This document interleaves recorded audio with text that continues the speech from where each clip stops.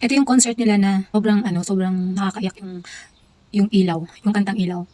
Lalo na din yun sa part ni Pablo, then yung sa part ni Ken, sa part ni Josh.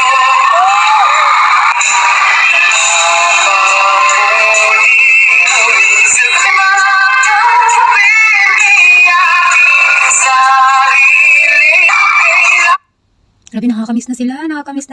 Wala pa kasi silang update, so nakakamiss na sila.